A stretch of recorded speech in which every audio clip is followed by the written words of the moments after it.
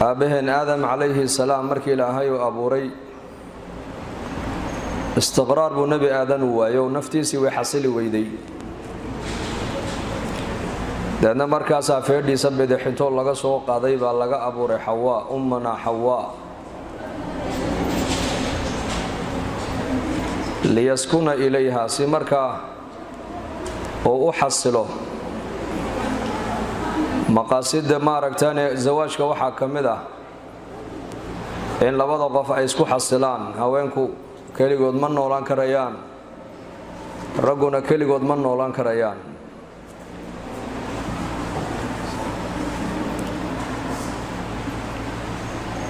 khalqigan ilaahay abuurayna daa'iman ilaahay laba nuuc baa ilaahay ka dhigay laba nuuc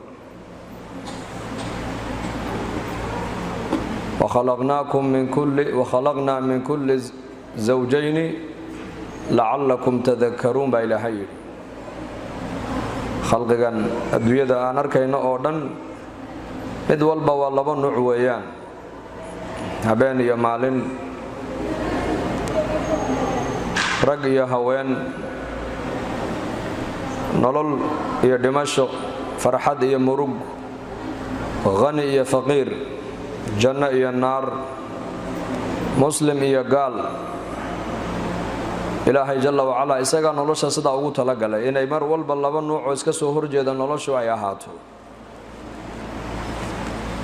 marka haweenkuna keligood adduunka dusheeda inay kuma noolaan karayaan waa mustaxiil ragguna keligood ma noolaan karayaanoo waa mustaxiil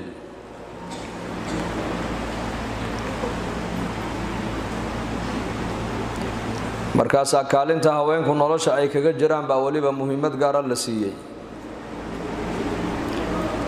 limaada lianna warshada bini aadanka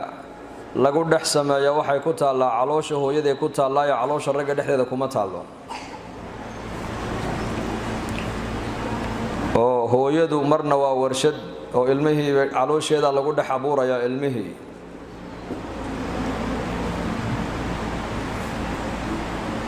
quraanka ilaahay noogu sheegay walaqad khalaqna al-insana min sulalatin min tin thumma ja'alnahu nutfatan fi qararin makin thumma khalaqna an-nutfata 'alaqatan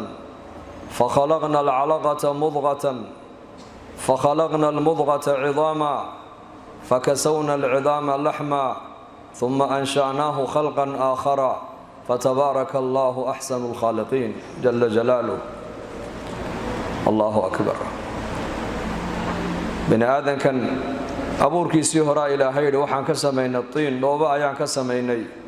waa nebi aadam calayhi salaam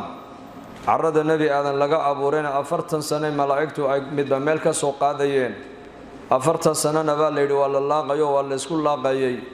40 sanana baa layidhi waa la sawiray oo sawirka ayaa taagnaayo waa engegayay markaasaa ilaahay 120 sano kadib ayaa nebi aadam calayhi salaam ruuxda lagu afuufay aadam abuurkiisu halkaasaa la soo mariyey ama basharka kale oo dhan bini aadanka kale oo dhan ilaahay wuxuu yidhi waxaan ka samaynay baa ilaahay yidhi nudfa biyaha yare isku tagaaya biyahaasoo maaragtaane haweenka iyo ragga labaduba ay ka imanayaan oo riximka ay ku kulmayaan ayaa qofka bini aadanka laga sameeyey xadiidkii saxiixa ahaana nebigu waa kii lahaa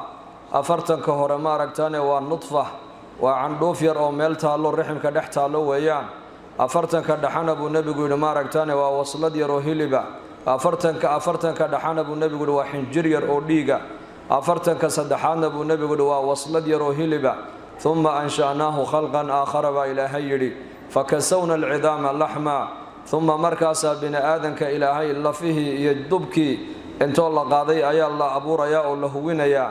120 habeen ilmuhu markuu caloosha hooyo saddexda marxaladood marka uu soo maro ayaa malag loo soo dhiibaya ruuxda deedna malagu markaasuu ruuxda ku afuufaya markaasaa malagaas ilmaha ruuxda markuu ku afuufo 4 shay baa qofka ruuxda maaragtaan ee ilmaha ruuxda galay riximka galay 4 shay baa loo qorayaa buu nebigu yidhi calayhi salaatu wassalaam ajashiisii maalinta uu adduunyada ka dhimanayo ka soo bixi doono habeenka ruuxda lagu afuufay riximka hooye ayaa la qorayaa qani iyo faqiir midkuu noqona habeenkaasaa la qorayaa oo arsaaqada adduunyada inta uu joogo wuxuu cuni lahaayoo dhan habeenkaasaa la qorayaa shaqi iyo saciid mag mid liibaanay oo janno galayaba mise waa qof khasaaray oo naar ku dambaynaya habeenkaasaa la qorayaa buu nebigu yihi calayhi salaatu wasalaam waxaa kaloo la qorayaa maaragtaane lab iyo dhidig midka uu noqonayana habeenkaasaa la qorayaa buu rasuulku yidhi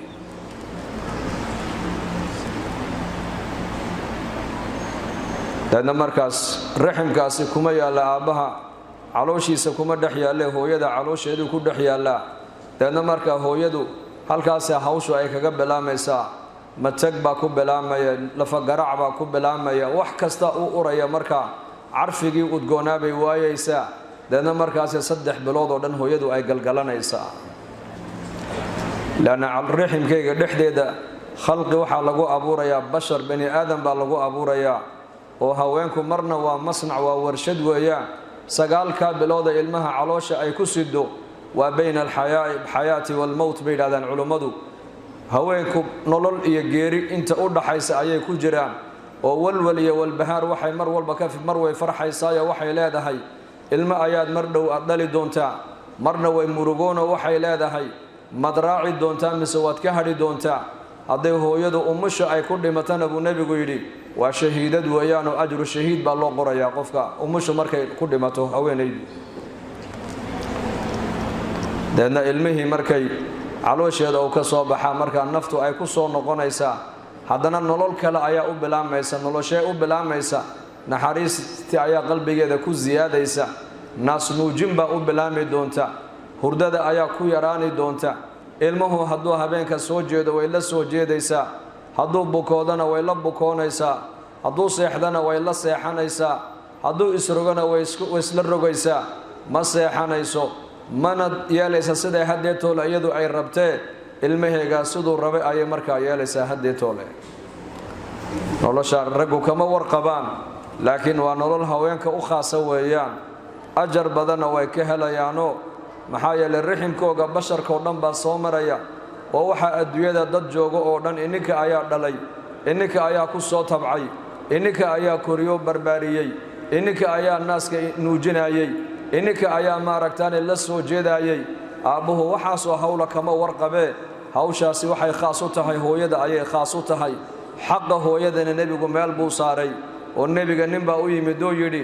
dadkayga ayaa iigu xaq loonu samafalaa marka hore ii sheeg markaa buu nebigu ku yidhi hooyada haddana mar labaad buu nebiga ku celiyey haddana mar labaad buu nebigu ku yidhi hooyada haddana mar saddexaad buu ku celiyey haddana markii saddexaad buu nebigu yidhi hooyada deedna markii afraad buu nebigu yidhi calayhi salaatu wasalaam aabbaha buu nebigu ku yidhi saddexda hore nebigu hooyuu sheegay hooyo inay xaqa koowaad la siinayo xaqa labaadna iyada uunbaa iska leh xaqa saddexaadna iyada uunbaa iska leh marka afraad buu nebigu yidhi aabbo nebi ciise calayhi salaam yaraan buu ku hadlay erayadii yaraanta markuu ku hadlay uu yidhi waxaa ka mid ahayd markuu qoomkiisa u sheegayay rabbigii inuu la soo dardaarmay wuxuu yidhi wabarran biwaalidatii walam yajcalnii jabbaaran shaqiya wuxuu aniga rabbiga ii amray oo maaragtaane rabbi igula soo dardaarmay intaan adduunyada ku noolahayna inaan hooyadayda maryamee cidlada igu dhashay inaan u samafalo ayaa lay amray walam yajcalnii rabbi igama yeelin aniga jabbaaran shaqiya mid jabbaara oo adag oo macsi badan oo kibir badan oo ahlannaara aniga ilaahay igama dhigin buu yidhi laanna nebi ciise calayhi salaam isaga aabba lagama abuurin hooyo keliya laga abuuray hooyadana waa lagula dardaarmay maxaa yeelay hooyadu mansilad bay ku leedahay diinta islaamka min saxaabada ka mida ayaa nebiga u yimid oo yidhi jihaad baan rabaa inaan aado markaa buu nebigu ku yidhi labadaadii waalid ma nool yihiin mise midkood baa nool maya hooyaday baa nool buu ku yidhi hooyadaa raalli may ka ahayd safarkan aad iigu timiday may raalli kamay ahayn buu yidhi markaa buu yidhi sow jihaadkaa aad rabta inaad aaddo sow janno kama rabtid haa janno uun baan ka rabaa markaa buu nebigu yidhi orodoo hooyadaa ku noqo iyada lugaheeda qabso oo raalli geli halkaa baad jannada ka geli doontaa adigu ye ilzim rajlayha uma aljanna lugteeda qabo oo u duug oo adeec oo baari u noqo hooyada jannadaad ku rabtay inaad jihaadka aad ku hesho hooyadaabaad ka heli doontaay buu nebigu yidhi calayhi salaatu wassalaam. marka xuquuqda haweenku ay leeyihiin, xaqa hooyadu ay leedahay, xaqa gabdhuhu ay leeyihiin, annaka nebi maxamed baa noo sheegay calayhi salaatu wassalaam, man caala jaariyatayni xataa tabluqa baa nebigu yidhi ana wa huwa ka haatayni fi ljanna. ninka laba gabdhoodii ay u dhalatay buu nebigu yidhi ee labadaa gabdhood dhar u geliyey, ee asturay, ee koriyey, ee barbaariyey, tarbiyadooda wanaajiyey, aniga ninkaasi jannada sidaasaan isku nahay buu nebigu yidhi calayhi salaatu wassalaam. labadaa farood buu nebigu isku qabto oo wuxuu yidhi aniga isagu jannada sidaasaan isku nahay buu rasuulku yidhi. lama sheegin ragga, haween baa gaar loo sheegay. hablaha ayuu nebigu sheegay sal allahu alay wasalam, waayo habluhu ragga way ka naxariis badan yihiin, way ka khidmad fiican yihiin, way ka damqasho badan yihiin, way ka xidhiidhin badan yihiin. waalidku markuu gaboobo cidda hayn kartaa waa inan weeyaan. hooyadu markay da'deedu ay weynaato aqalka ay ku noolaataa aqalka wiilkeeda ma aha, waa aqalka inanteeda ay ku noolaataa, laanna haweenka ayaa qalbi jilicsan. sifadaa ilaahay bay nagu abuuray caza wajal, waa sifo ilaahay tabaaraka wa tacaala uu ini siiyey inay naxariistu qaalib inii noqoto. lidaalika hooyadu 9 biloodna waa warshad caloosheedu, 2 sanana maaragtaana ilmuha yari meel kale wax ka cuni maayo, waxay iyadu cunto ayuu la cunayaa. saa darteed baa dadka soomaalidu waxay yidhaahdaan waxa umusha udana baa ilmahana udana. odayga markay islaanta u dhasho ilmaha cunto u soo dhig kama fikiree, laakiin umusha maaragtaane ayuu muqmad iyo subag iyo malab iyo timir iyo raashin buu u dhigaa. waxa uu leeyahay ilmaha yar ayadu wax ka cunayaa. waa run, nafaqada hooyadu ay hesho ilmuhu wax ku leeyahay. ilmuhu aabbo waxba ka cuni maayo, laakiin hooyada naasaheedu ilmuhu ku noolaanaya 2 sano oo ku dhan. markaasaa naaskaas hooyada habeenkii ilmaha yar hadduu kacuu qaylyu ooyo, oohintan nuuca ay tahay hooyadaa garanaysa, aabbuhu ma garanayo. odaygu wuxuu leeyahay naa ilmaha yar naga seexi oo naaska naga siida, naaska ku qabo. waxay leedahay oohintani oohintii gaajada ma aha, gaaja ma haysee, laakiin jirro ayaa hayso uu xanuunsan yahay.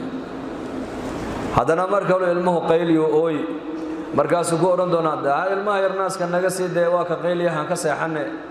markaasay odhanaysaa maya tani gaaja ma haysee, oohintani oohintii gaajada ma aha,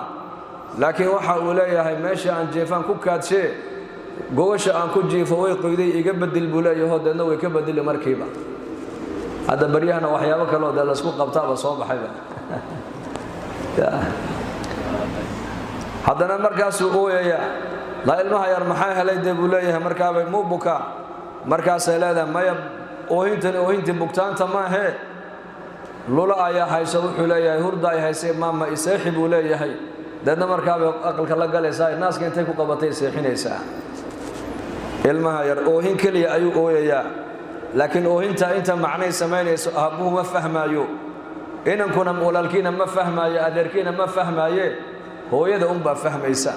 laanna sifada hooyada ilaahay baa geliyay tabaaraka wa tacaala. marka haweenku makaanad baa diinta islaamka ayna dhigtay, makaanad weyn. waa hooyo, waa warshad, waa naas muujiso, waa barbaariso, waa mucallimad, waa murabbiyad.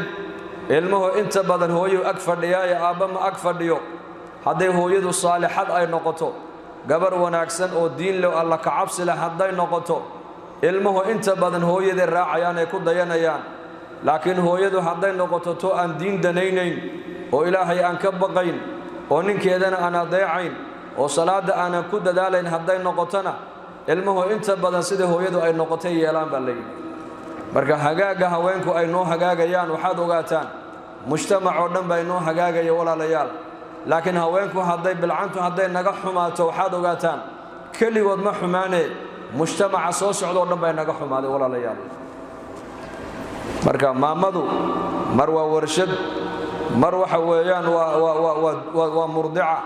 oo ilmaheeda ayadaa naaska nuujinaysa. waxaa la doonayaa naaska markaad nuujinaysa ilmahaagana haddaad karaysa inaad weysaqab ku nuujisa ayaa fiican. haddaanad karayna markaad naaska aad ku qabanayso waa inaad bisinka u qabataa. waxaa dhacday bari qisad nin boqora oo boqoradii muslimiinta soo maray ka mid ahaa ayaa u soo galay xaajiyadiisii marwadiisii buu u soo galay isaga oo maaragtaana aad u murugaysan oo naxsan markaasay ku tiri maxaad la naxday maanta waad naxsan murug baa kaa muuqatay boqoroo say wax u jiraan markaasuu ku yidhi inankeenii ayaa gaaladii uu la dagaalami lahaayee jihaadka uu ku qaaday ciidankiisii waa la soo jebiyey isagiina uu soo baxsaday buu yidhi markaasay ku tidhi warkaasi war la huba ma yahay iska fiiri markaasaa maalmo kadib haddana boqorkii oo waxaa qasriga soo galay aad u faraxsan marka xaaskiisii baa ku tidhi maanta aad baad u faraxsantahay say wax u jiraan ii sheeg waxa uu yidhi marka inankeenii gaaladii uu ka adkaaday uu ka guulaystay haniimo iyo xoolana uu soo qaatay uuna soo galay magaalada oo galabta soo galay uu soo socdaa deedna markaasay ku tidhi warkan dambaa saxa wuxuu yidhi adigu soo fadhiiso maalintii hore warka aan kuula imidana waad beenayso run been buu noqday warkii warkan dambe maanta aan kuu sheegayna waa sax baa tidhee sidee wax u jiraan balii sheeg waxay tidhi inankaygaa curad maalintuu calooshayda uu galan caloosh riximkayga aan ku hubsaday ilma inuu galay luqmad xaaraana afka inaan geliyaan ka ilaaliyey tidhi maalintii aan dhalayna markii aan daahirsaday tidhi naas ma nuujin ilaa naaska waxaa nuujinayay bay tidhi anoo weyse qabay tidhi marka cunuga tarbiyadiisii halka aan ka soo bilaabay inuu gaalo ka soo baxsadaa waa mustaxiil bay ku tidhi waa mustaxiil aabbuhu sidaa wax uma ogaan karo laakiin hooyada u og hooyadu hadday hagaagsan tahay ilmuhuna uu hagaagi hooyadu hadday ba'naatana ilmuhu uu ba'naan laba qisadoodu mar horena waan ka hadlay dhagaysta labadaa qisadood qur-aanka ilaahay ku sheegay tabaaraka wa tacaala waa qisad nebi nuux reerkiisa ka dhex dhacday iyo qisad nebi ibraahim calayhim assalaam reerahooga ka dhex dhacday labada nebi waa laba rusul ulul casmi bay ka mid yihiin nebi nuux qisada ku dhacday waxay ahayd qoomkii isaga loo soo diray waa la halaago waa la baabi'iyey islaantiisiina waa lagu daray inankiisii curadna waa la halaago waa lagu daray bal u fiirso waliba nebi nuux calayhi salaam markii qoomkiisa la halaagayey ilaahay baa u waxyoodoo ku yidhi an isnaci ilfulka biacyunina doon samayse baa lagu yidhi markaasuu nebi nuux doonta wuxuu ku dul sameeyey buur dusheeda markaasaa lagu yidhi adigaiyo dadka mu'miniinta ee ku raacay doontaa fuula khalqiga ilaahay abuuray ee arlada joogana labyo dhidig ka saar doontaa wixii aanan fuulin oo dhan waa la halaagi baa lagu yidhi nuux calayhi salaam markuu muslimiintii doonta uu ku guray khalqiga adduunka joogayna loo dhawaaqeen layidhi labyo dhidig ha ka fuulaan ayaa inankiisii curad buu u yeedho wuxuu ku yidhi yaa bunaya arkab macanaa walaa takun maca alkaafiriin inankaygiioo doonta nala soo fuul kaafiriinta maanta macooda ha noqon maxaa yeelay adduunyada halaag baa ka dhacayo kaafiriinta waa la halaagayaa yaa bunaya arkab macanaa walaa takun maca alkaafiriin wiilkaygii yaraayow nala soo fuul doonta kaafiriinta macooda ha noqon laakiin inanku jawaabtuu bixiyey dhegayso qaala sa'aawi ilaa jabalin yacsimunii min almaa qaala laa caasima alyowma min amri illaahi ilaa man raxim waxaala baynahuma almawju fakaana min almuqraqiin markaasaan inan nuux baa hadlo wuxuu yidhi buurtaa dheer baan ka fuulayaa biyaha imanaya aad sheegayso nuux baa u jawaaboo ku yidhi laa caasima alyowma min amri illaah maanta amarka ilaahay cid ka badbaadaysaa ma jirto cid ilaahay u naxariistay mooyaane cid kale ma badbaadaysee maaha nebi nuux wuxuu yidhi biyaa imanaya bal amar ilaahay baa imanaya adduunka amar ilaahay baa imanaya maanta ciddii ilaahay u naxariista amarkaa ka badbaadaysee anu waxaanad ogayn baan ogahay buu ku yidhi doonta ila soo fuul buu ku yidhi walaa takun maca alkaafiriin kaafiriinta macooda ha noqon ayagoo markaa wada hadlaaya ayaa biyihii iyo mawjkii iyo hirarkii biyaha dhex maray duufaankii deedna inankiisii uu qarqoomo halkiiba ku halaagsamayey nebi nuux markuu arkay inankiisii oo la halaagay ilaahay buu baryo wuxuu yidhi wanaadaa nuuxun rabbah qaala rabbi inna bnii min ahlii wa inna wacdaka alxaqu wa anta axkamu alxaakimiin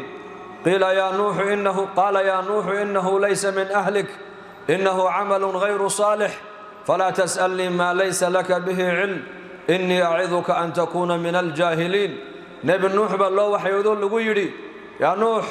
كان أهلكاga ka mid maahin baa lagu yidhi camalkiisu ma wanaagsanayn oo ma wanaagsan maxaa looga jeedaa ilaaha ku abuuray ku soo dirtay ma rumaynin adigana shareecadaada iyo diintaada iyo nebinimadaada ma rumaynin marka ehelkaaga kan ka mid maahina baa lagu yidhi waxaanad aqoon iyo cilmi u lahayn hay weydiin baa ilaahay ku yidhi sidii baa inagiisa markaa lagu halaagay qisadii waa taas aabbo ayaa cunugiisii ugu yeedhaya inuu badbaadiyo oo cunugiina iska diidan yahay qisada labaad waxa weeyaan waa qisadii nabi ibraahim calayhi salaam iyo wiilkiisa ismaaciil dhexmartay ismaaciil markuu ibraahim uu soo galay maka waxa amar lagu siiyay inankaaga ismaaciil qaado xagga ula kacba lagu yidhi jamaraadka dhagax tuurka laga tuuro xajka mina ay ku taalo sida neefka xoolaha loo birayo inankaaga u soo biree waa waxyi weeyaan ilaahay baa u waxyooday markaasuu isa soo raaceen halkaa markay joogaan uu faraskii ka dhaadhacay ibraahim ismaaciilna ka dhaadhiciyey ayuu ku yidhi yaa bunaya falammaa balaga macahu sacya qaala yaa bunaya innii araa fi lmanaami annii adbaxuka fandur maada taraa qaala yaa abati ifcal maa tu'mar satajidunii in shaa allahu min alsaabiriin halkaa markay wada joogaan buu u sheego wuxuu ku yidhi waxaan ku manaamay anigoo ku biraynaya sida neefka xoolaha loo biraya kuu biraynaye bal ka tala bixi buu ku yidhi arrinkaa maxaad ka qabtaa maxaad se odhan lahayd yarkii yaraa jawaabtuu bixiye dhegayso qaala yaa abati ifcal maa tu'mar buu ku yidhi aabbahaygii wanaagsanaayow amarka lagu amray adigu yeel oo buuxi anigana waxaad arki doontaa buu ku yidhi inaan ahay mid adkaysto oo sabir badan inaan ahay insha allah ayaad arki doontaaye adigu amarka ilaahay buuxi buu ku yidhi kii hore nuux inankiisa wuxuu ugu yeedhayay inuu badbaadiyo waa iska diiday ibraahim calayhi salaam inankiisa wuxuu ugu yeedhay inuu gowraco uu sida neefka xoolaha loo bireeyo uu u bireeyo ugu yeedhay uu yeelo wuxuu ku yidhi aabba amarka ilaahay buuxi anigana waxaad ii heli doontaa inaan ahay mid adkaysto sabir badane waxaa la yidhi maxaa labada ubad u dhaxeeya labada ubad maaha farqigu waxa weeyaan waa labada hooye labada ubad kala dhashay weeyaan farqigu nuuxna waxaa dhashay islaan gaalnimadeeda qarsanaysay oo mushrikada ahayd oo ilaahay aanan aaminsanayn oo nebi nuux dacwadiisii iyo risaaladiisana ka horjeeday ayaa wiilka nuuxna u tarbiyadaysay ibraahimna waxaa u tarbiyadaysay inankiisa ismaaciil waxaa u tarbiyadaysay haajara u tarbiyadaysay hooyo markii ibraahim uu cidlo kaga dhaqaaqay tidhi ma amar ilaahay baad nagaga tegtay markaasuu ku yidhi haa markaabay tidhi ilaahay nama dayacaya iska soco hooyo ilaahay ku xidhan baa kana barbaarisoo tarbiyadaysay ka kalena waxaa tarbiyadaysay hooyo ilaahay aan aaminsanayn nebigana aan aaminsanayn baa tarbiyadaysay markaa haweenow idhegaysta haddaad doonaysaan ubadku inay noo hagaagaan ininku hagaaga haddii aad doonaysaan ubadku inay naga xumaadaan gabdhuhu dee markay xumaadaan ubadkooguna way xumaanayaan ogaada limaada lianna mujtamaca waxa ay ku fadhiya waa ininka weeyaan dugsiga ilmo kasta uu ka soo baxayo hadduu sheekh yahay hadduu shariif yahay hadduu madax yahay hadduu faqiir yahay hadduu qani yahay hadduu dhakhtar yahay hadduu injineer yahay waxaa dad maanta magaalada dhex socdo oo dhan mid aynan hooye korinin ma jiro mid aynan hooye tarbiyadaynin ma jiro mid aynan hooye maaragtaane dhabtiisa ku qabani ma jiro hagaaga aad hagaagtaan haweenow mujtamac oo dhan baa inoogu hagaagaya xumaanta ama ba'naanta bilcantu ay naga ba'naato waxaad ogaataan mujtamac oo dhan baa naga xumaanaya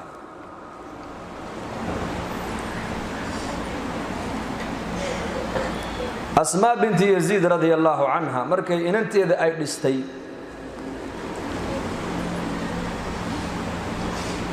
leylatu zafaaf habeenkii inanteeda ay hoynaysay dardaaran cajiibay siisay waxay ku tiri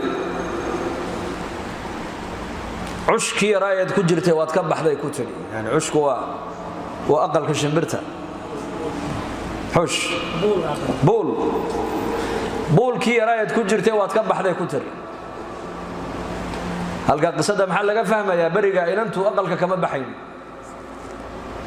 inta aynan qaan gaadhin way khidmaynaysay dibadday u baxayso loo diranayay laakiin mar hadday inantu qaan gaadhay baaluqdo albaabka kama baxaynin hooyadeedii dibadda wixii looga baahan yahay aabaheed iyo hooyadeed iyo walaalkeed baa u soo qaadi jiray u soo adeegi jiray iyadoo aqalka kama baxayn aqalka waxay ka baxaysaa inanta maalinta la meheriyo ayaa ninkeedu intuu gacanta qabto la baxaya waa halka culimadu ay yiraahdaan saddex aqal bay haweenku leeyihiin aqalka koobaad waa aqalka aabaheed iyo hooyadeed aqalka labaadna waa aqalka ninkeeda aqalka saddexaadna waa qabrigeeda saddexda aqal bay haweenku leeyihiin afar aqal afraad haweenku male ay u baxaan male haba yaraatee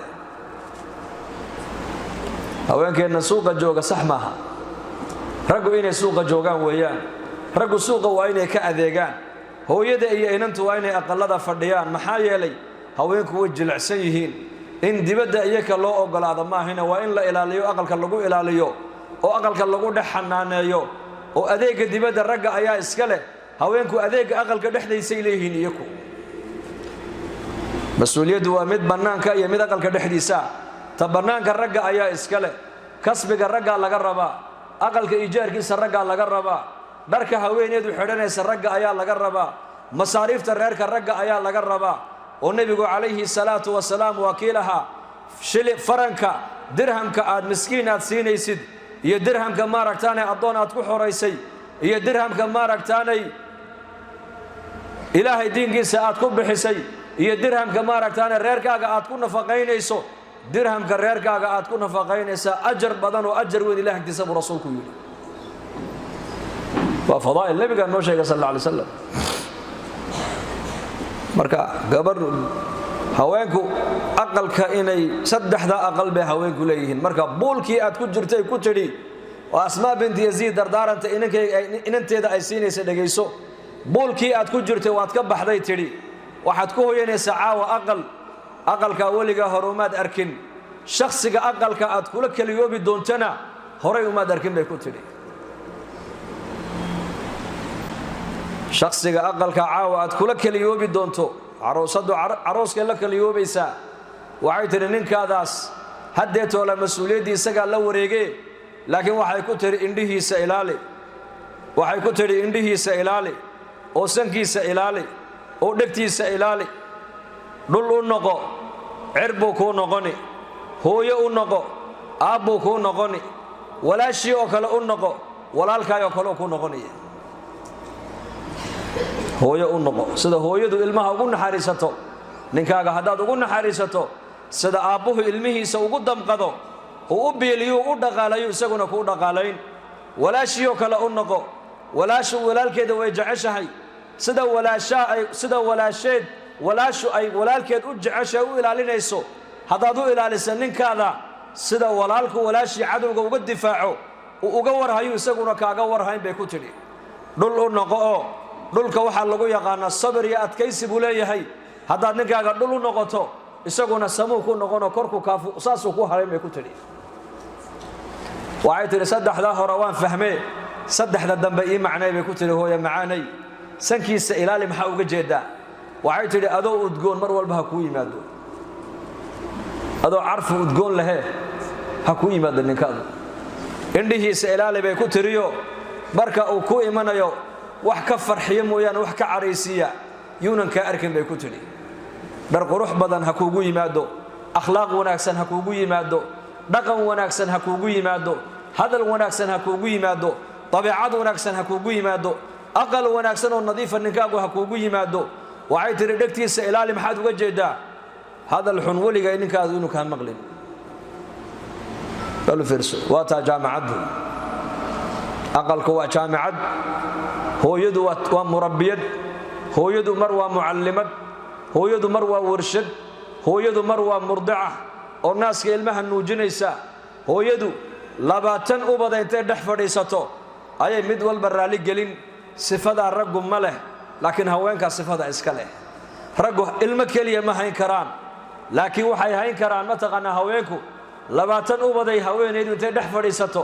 ka bukana dawadaysiin ka gaajoonay cunadaysiin ka dharka u baahan dharkay ka badili ka isku kaadse kaadida ka biini maca daalika haddana odagaygiiyo hurdana quraac iyo biyaha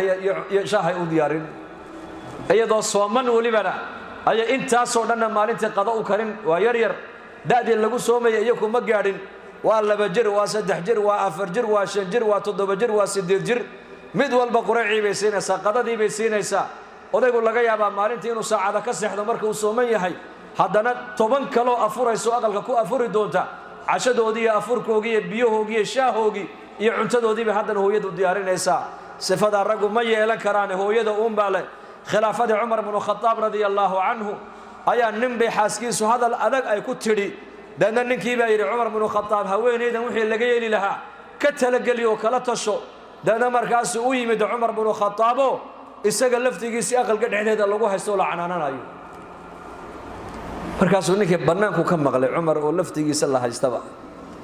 wuxuu yidhi adiga hadalkii lagu lahaa waaba fududaaye hadalka cumar lagu leeyahay culayskiisa baleeg buu yidhi cumar bay balaaya haysataaye ta adiga ku haysataaba la qaato yidhi ta cumar haysta waaba culays batiisu aayar buu iska noqday baa la yidhi ninkii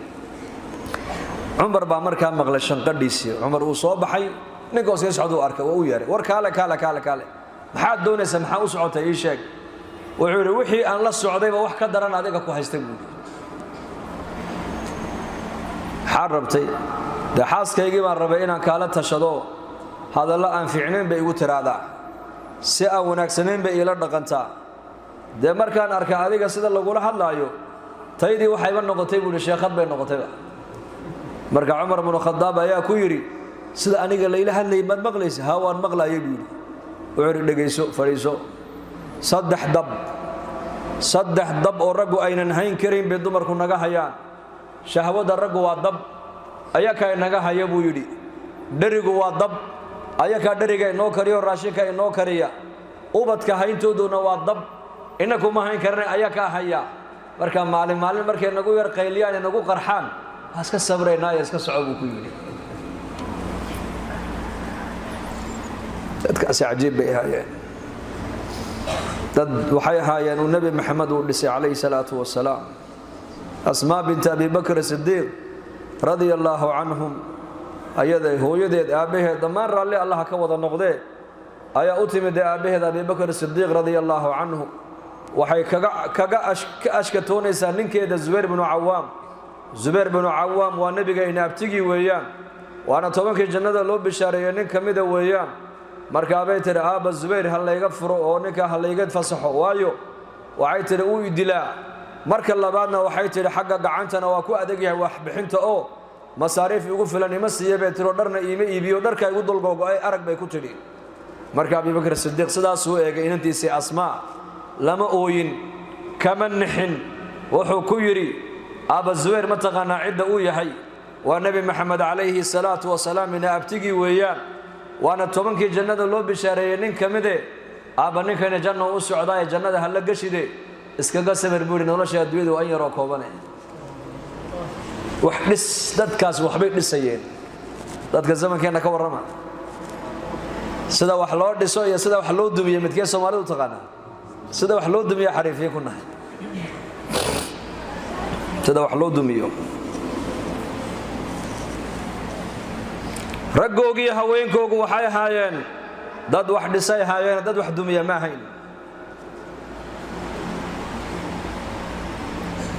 laana mujtamacaasi mujtamac nebi maxamed baa dhisay calayhi salaatu wasalaam nebi maxamed caalamka diyaaradana kuma soo kordhin maraakiibna sida loo samaystay kuma soo kordhin betroolka iyo naaftada arlada ku jirta sida loola soo baxana kuma soo kordhin dhaymanka sida loo baadhana kuma soo kordhin nebi maxamed calayhi salaatu wasalaam hubkan wax gumaadee adduunka gaaladu ay samaysatana kuma soo kordhin nebi maxamed wuxuu ku soo kordhiyey caalamka sida dadka bini aadamka loo islaaxiyo looga shaqeeyo loo dhiso ee dadku dad wanaagsan u noqdaan buu nebigu ku soo kordhiyey caalamka dad wanaagsan buu ku beeray adduunka dad wanaagsan dad ilaahay yaqaana oo rasuulkiisa yaqaana oo bini aadamka xuquuqdooda yaqaana oo meeshay ka yimaadeen yaqaana maqsadkii loo keenay adduunka yaqaana meeshay u socdaanna yaqaana عدة سميستها كنتين يقانا داد كاسو نبي محمد الدوية كو سو كرديي داد وناكسنة داد إلهي يقانو أخلاق وناكسن له أو نحريس له أو عدالة له أو كلا دنبين له أو محبة له أو احترام له أو اسكو دمغنيا أو اسكو نحريسنيا داد كابو نبي محمد الدوية كو سو كرديي عليه الصلاة والسلام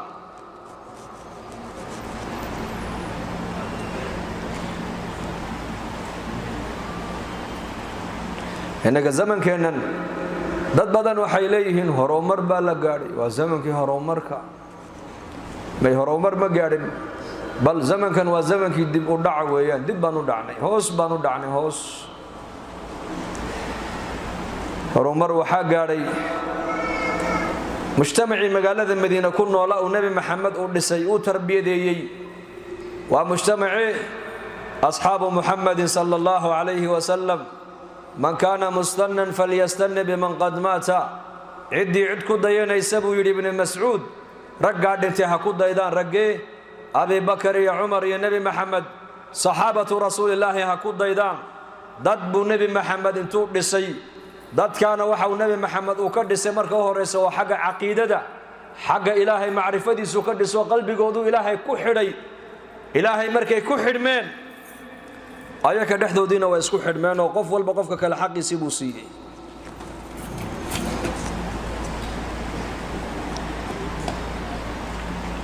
مقالة مدينة نبي قصو قلي مركز الرئيب مدينة كسو حوفتين نبي قصاو سو حوص فريستين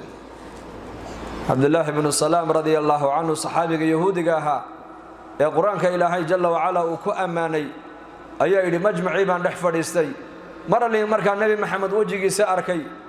آيان أسر والله وجهن وجه بين الله ما هبوا نكن وجهن وجهي سمر كان أركيب النبي محمد آيان اللي وجهن وجهي بين شيء ماها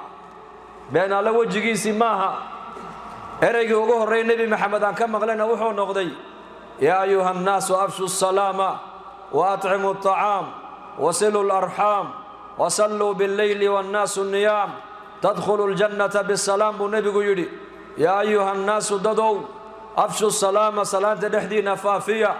وصلوا الأرحام الرحم كان حريرية وصلوا بالليل والناس النيام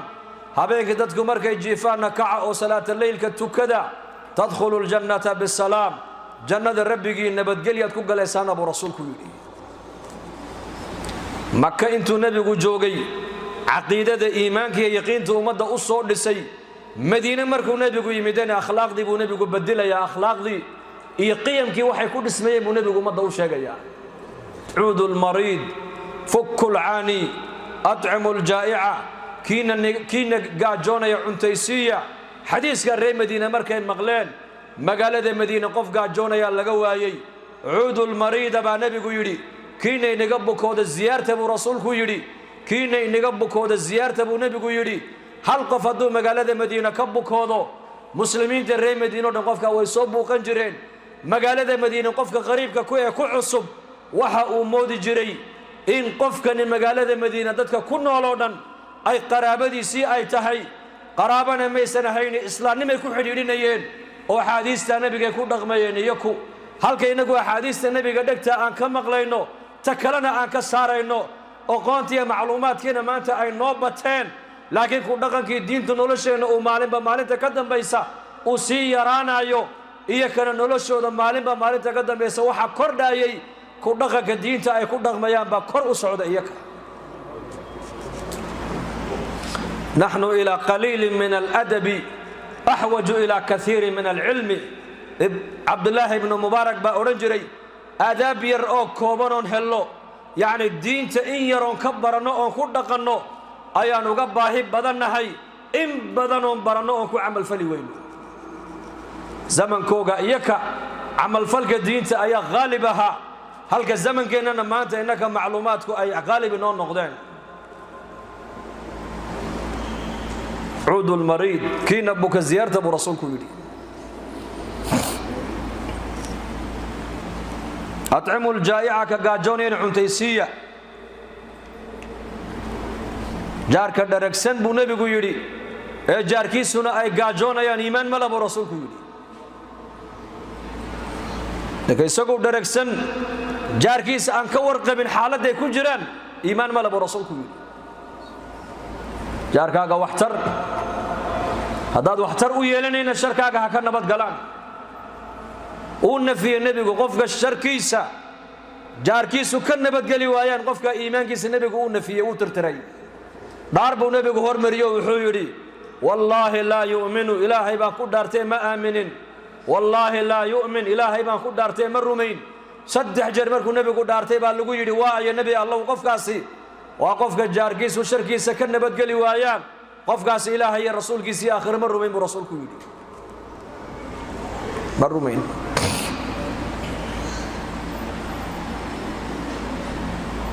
جاركاغا واحتر ويالو حبادو تري ويدي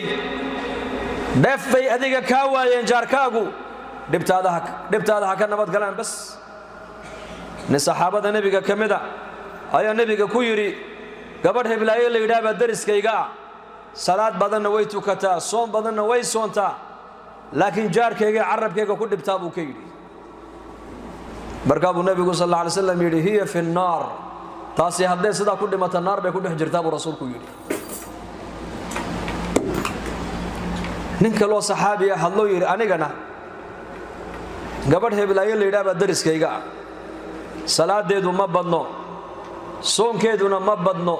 macnaha shanta waqti tukata ramadaanka bisha ramadaanna way ka soontaa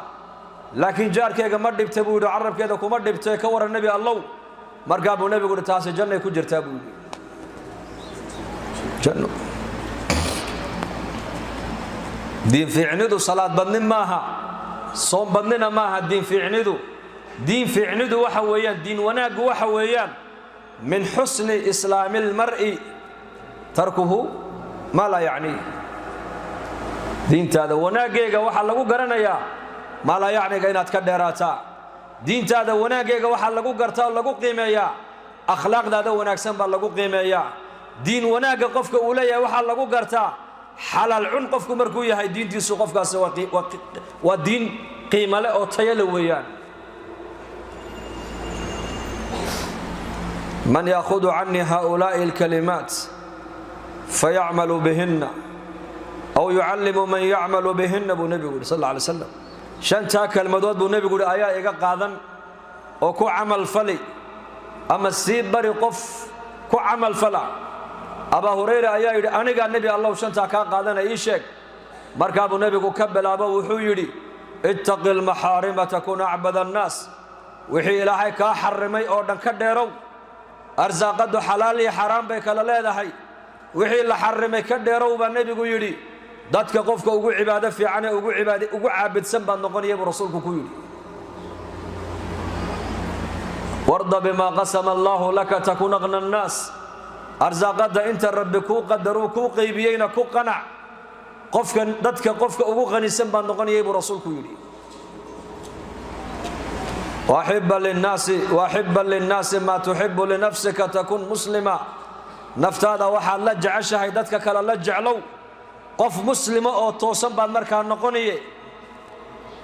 نفتادا وحا لجع شهيدتك لجع لو مسلم بعد نقون وأحسن إلى جارك تكون مؤمنا جارك أغنى وناك السميب النبي قيري أو وناجي وهذا الوناك سنكول هذا أو دغم وناك سنكول الدغم قف مؤمن إيمان للمركة النقونية ولا تكثر الضحك بالنبي يقول قصل كان هبت سن قصل بدندو قلبك أيد شاب رسولك يقول شنتا دردار النبي محمد باسي أبا هريرة أو يري كنا عمل فل دات كان السيب بربو النبي يقول سيبقوا عمل فلان أما قفكو عمل فلا قارسيب النبي يقول يري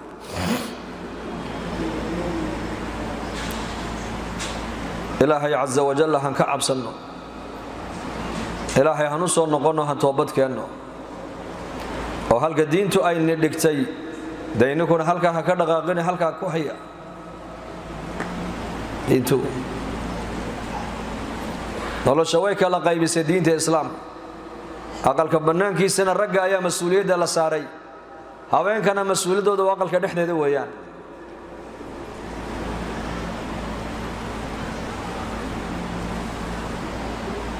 حفصة بنت سيرين رحمة الله عليها إمام دنبي ولا الله يتقبضها إمام محمد بن سيرين شيخي تعبير الرؤيا كتابه وحو ليه تفسير الأحلام ليلة وحو عبر جل الريوينك ولا شيء ويان حفصة مركا لبات السنة بالليلي مصلى دي دول اعتكاف يسمى صلاح يكون دول تكتو سجادة دي ده لبا مرون بك كعيس لبا جر حاجة بني آدم كو إليه المركا قبطنا بيت الميجا جليسي هي مركا ما ركتاني أي عنتا أي عنا سنة ويك كعيس الليلي لبات السنة دول واحد دول فرد سجادة دي داس هذا سيحاني سنة هالكابي كور سيحاني سي هذا تكوني سنة هالكابي كنت تكوني سي مر قرآن أخرسته يا مري تكتو لبات السنة بالليلي كمي بحن كمي دقاق المسألة دوشيدا بالك هنا ويصومتها هبك هنا قيام الليل بيوتاقنتها أم المؤمنين جويرية رضي الله عنها أي نبي هبين هل كي صلاة الليل أي كنت كنيسة يدو كنت كنيسة أي نبي صلاة فجر بك دقاقي لأن مركب نبي مسكيت كتجي حلقة برقدي بقصة نقطة برقد وحلقة وكلام جونو ويان مركز النبي وقوي مد أم المؤمنين هل كي كنت كنيسة فردا مركب النبي وكويري ما هل كان كاجت تقال ولي جوكتا هل كان حالي كاجت تكتب فردا يا بيكوتلي وما قصع توبس ساعدون أما سديت ساعدون قياسي هل كان بدون فردا كل عبادة سنيس مرة القرآن خرسته يا مرة صلاة كتو يا مرة إلهي تبارك وتعالى أي بريدو يا مرة الذكر سميسو يا مرة استغفار سميسو مركب النبي كنا حي عليه الصلاة والسلام لأن النبي قلنا حريص بدنا مركز كويري صدح أفر كلمدود أو صدح جر أو كلية أن كعليي أي عمل كمان تودن هلك الله فرد هدي ميزان كلا لا سار لها كفض كلا أدق من الحين النبي كويري سبحان الله وبحمده سبحان الله وبحمده عدد خلقه ورضا نفسه وزنة عرشه ومداد كلماته عبادة أي كد داليان بنبي وقلنا حريسنا يي إنك أنا درميرك أيا نوقنا حريستا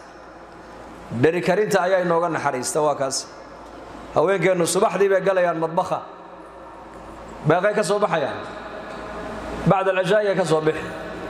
maalinta dharka aad meeydaysaana waxa la moodaa aqalka hudheedin lagu dhaxdaadiyo lagu dhaxiibinayo xaajaadka waqtiga ku bixinayna yareeya xaajaadka waa inaan waqtiga yareyno hurdada yaree xilliga cuntada la karinayo yaree dharmeydhiga yaree dharmeydhiga sidaan u yareynaynaa israafka nolosheena ka ilaalinaynaa dhari karinta sidaan u yareynaynaa israafkan iska ilaalinaynaa cuntadeenu ha yaraato dharkan ayaanan ku israafine xaaje intaan ubadku u baahan yihiin baa loo iibiyaa mar keliya bas maanta dhaqaalaheennii oo dhan wuxuu ku baxay raashin iyo dhar iyo daawo daawada maxaa keenay ilmuhu inuu mar walba bukoodo waa raashin ka badan aan cunayna ayaa keenay saxaabada xaajadoodu way koobnayd laakiin cibaadadooda ayaa badnayd haween iyo ragba dhammaantood xaajaadkoogu way koobnaayeen laakiin cibaadadooda ayaa qaalib ahayd iyaga marka ilaahay caza wajalla ayaa inoo nicmeeyey oo islaamnimada inagu deeqee dadkaasaa liibaanaha ku dayanoo dadkaas dad lagu daydo dadkaasaa ugu khayr badan qarnigii koobaad eeg haddaad ku dayan kari weyda qarniga koobaad qarniga labaad kaalay qarniga labaad haddaad haddana ku dayan kari weyda qarniga saddexaad kaalay saddexdaa qarni waa quruun almufadala waa saddexdii qarniya fadliga uu nebigu ku sheegay salafu saalixna waa saddexdaa qarni weeyaan waxa ka dambeeya oo dhan salaf ma aha waa atbaacu salaf baa la odhanayaa dadku hadday muslimiin noqdaan oo dadkaa saddexdaa qarni ay raacaanna waa dadkii salafka raacsanaa baa la odhanayaa ilaahay caza wajalla kuwii raacayna kuwa hay naga dhigay innaka dadkaasaan ku dayanno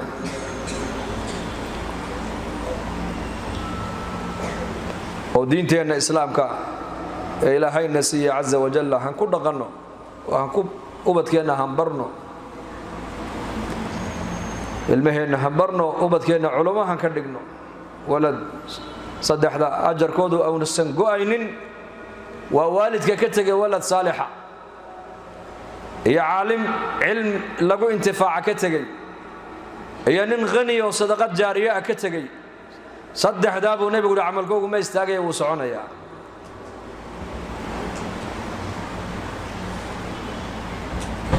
waa dhimatay adigii ilmahaagaa kuu soo ducayn camalkaagu wuu soconayaa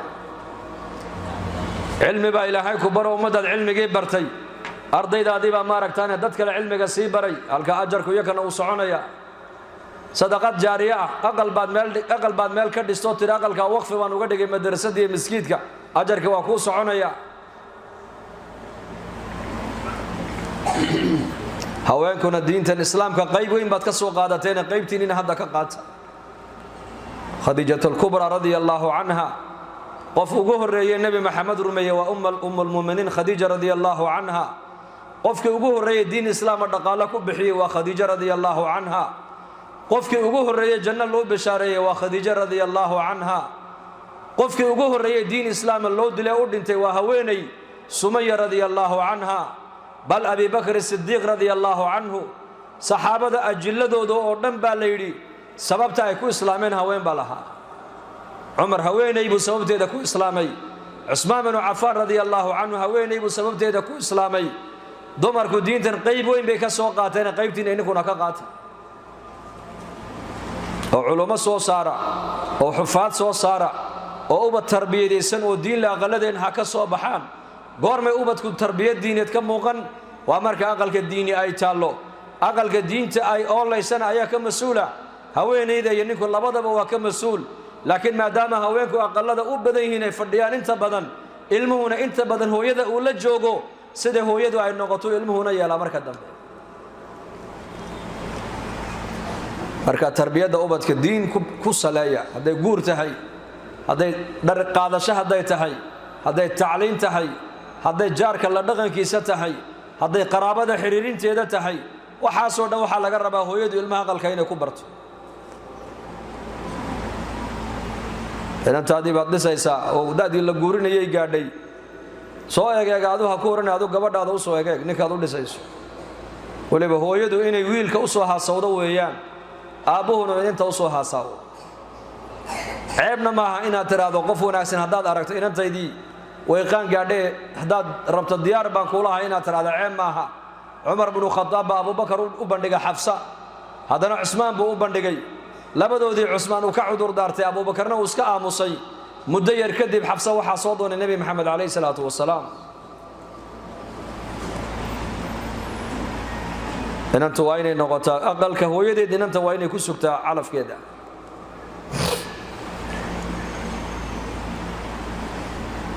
haddii ilaahay reerkii caroos uu qadarana carooskaa shareecadda islaamka ku saleeya ka daaya macaasida dumarow ka daaya macaasida isdhexyaaca ka daaya ikhtilaad lama ogolo rag iyo haween inay isdhex galaan lama ogolo haweenku iskood ha u farxaan wax shareecadda waafaqsanna ha ku farxaan lama diidano carooska rag iskii ha looga farxiyo wax shareecadda islaamka waafaqsanna maaragtaanay ha lagaga farxiyo geeridii waa la mid guurkii waa la mid tarbiyaddii ubadka waa la mid nolosha oo dhan waxaa la doonaya in lagaga dayda diinta islaamka laga qaato tacliin iyo tarbiyad kuwa diinta ku dhaqmana allah inaga dhigo insha allah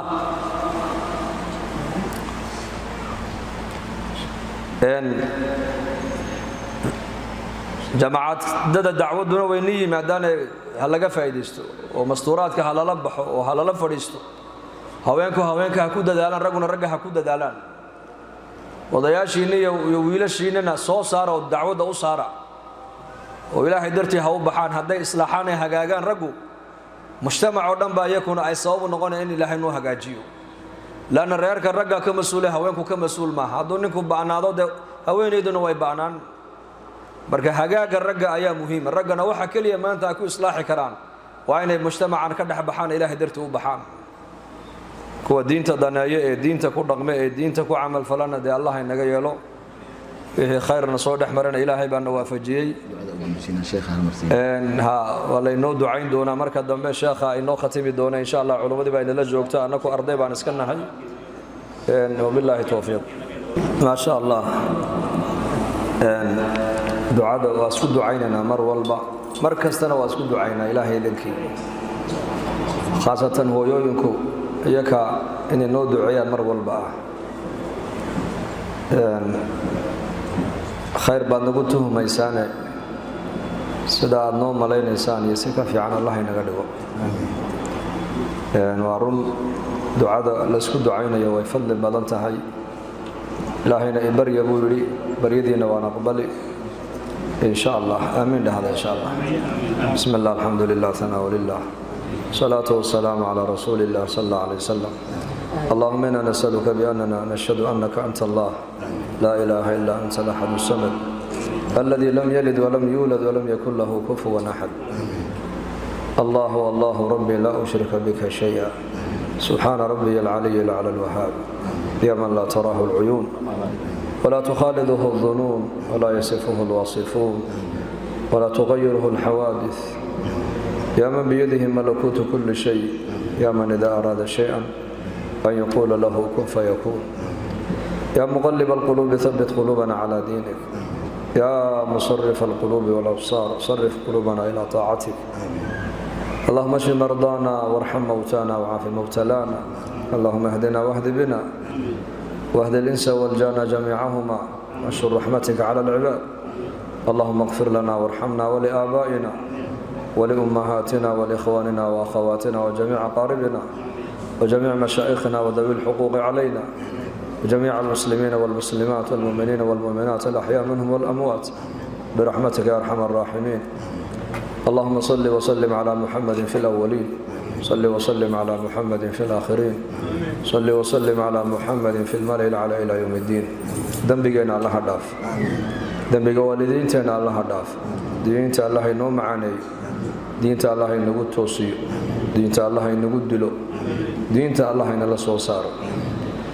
dad badan oo walaalaheena xanuunsan caafimaad sariic Allah si qof walba halku ka kurbaysan kurbada Allah ka faydo